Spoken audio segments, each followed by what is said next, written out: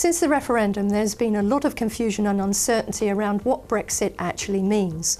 On the 17th of January, the UK's Prime Minister, Theresa May, outlined what Brexit will mean to the UK and Europe. She started with the single market. The Prime Minister does not want Britain to stay in the single market. We will take back control of our laws and put an end to the jurisdiction of the European Court in Britain. May said in her speech, "I want to be clear that what I'm proposing cannot mean membership of the single market. Instead of membership, Britain will seek the greatest possible access to it through a new, comprehensive, bold and ambitious free trade agreement."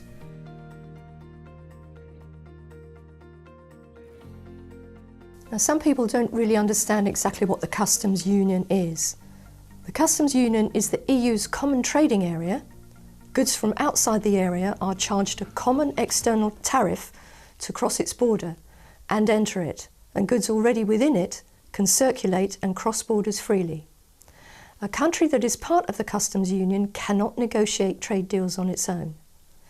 The Prime Minister said she wanted tariff-free trade with Europe and cross-border trade there to be as frictionless as possible. So she did want Britain to have a customs agreement with the EU.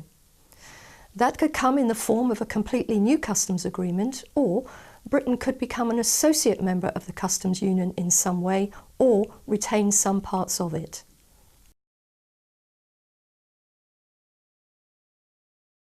With regard to immigration, Theresa May has repeatedly said that control over Britain's borders was a priority, and she reiterated that while wanting to continue to attract the brightest and the best to study and work in Britain, we will get control over the number of people coming to Britain from the EU.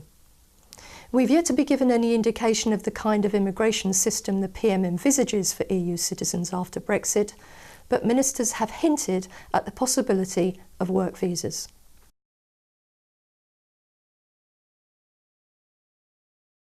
And with regard to negotiations which take place over the next couple of years and are hoping to be completed by 2019, there may be a transitional deal. British businesses insisted that some kind of transitional agreement with the EU will be essential to avoid the potential economic disaster of a cliff edge at the end of the 2-year Article 50 talks, with no future relationship defined. Mrs May said it was in no one's interest to have a cliff edge, so she wanted a phased process of implementation. She will seek to reach agreement on the future relationship within the 2-year timeframe of the Article 50 talks. They would be followed by a flexible, phased process of implementation that could vary in length according to the issues concerned: immigration controls, customs arrangements, financial services, and the complexity of the new arrangements needed.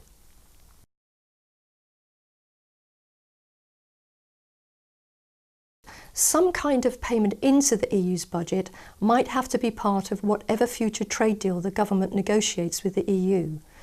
But Mrs May did make clear that because we will no longer be members of the single market, the days of Britain making vast contributions to the EU every year will end.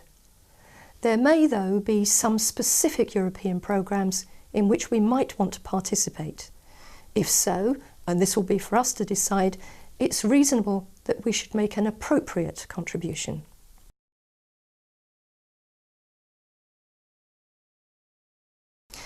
Mrs May is apparently still determined to kick off the 2-year negotiations over Britain's divorce from the EU by the end of March, although she made no reference to this in her speech on Tuesday. This deadline may be problematic if the Supreme Court rules, as expected later on this month, that Parliament must vote on the formal Article 50 notification to the EU, and it could also be delayed by elections in Northern Ireland. Assuming the court does rule that Parliament must have its say, there is still no clear indication of what exactly it will get to vote on, nor on the extent to which MPs will be able to reframe the terms of the government's notification if they don't like it. Mrs May did, however, confirm for the first time that Parliament, both the Commons and the Lords, would have their say on the final deal, saying, "I can confirm today that the government will put the final deal that is agreed between the UK and the EU to a vote in both Houses of Parliament before it comes into force."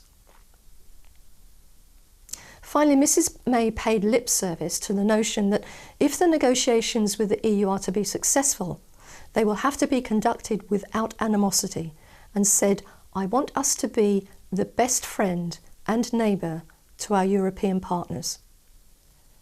Referring repeatedly to our friends and allies in the EU, the Prime Minister added she had no interest in the bloc unravelling. It remains overwhelmingly and compellingly in Britain's national interest that the EU should succeed. But she warned that if the EU 27 heeded those voices calling for a punitive deal that punishes Britain, it would amount to an act of calamitous self-harm for the countries of Europe, and it would not be the act of a friend. She also stressed that no deal for Britain is better than a bad deal for Britain, and repeated Chancellor Philip Hammond's veiled threat that if it does not get the deal it wants, Britain could become a low-tax rival, saying the government was free to change the basis of Britain's economic model.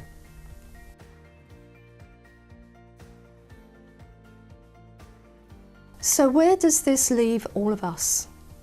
There are still some hurdles to overcome over the next few months: the Supreme Court ruling on Article 50 in late January, Northern Ireland's current political crisis, the triggering of Article 50 at the end of March to enable us to start negotiations with the EU, and the effect of the upcoming elections in France and Germany in 2017 and the Italian election in 2018.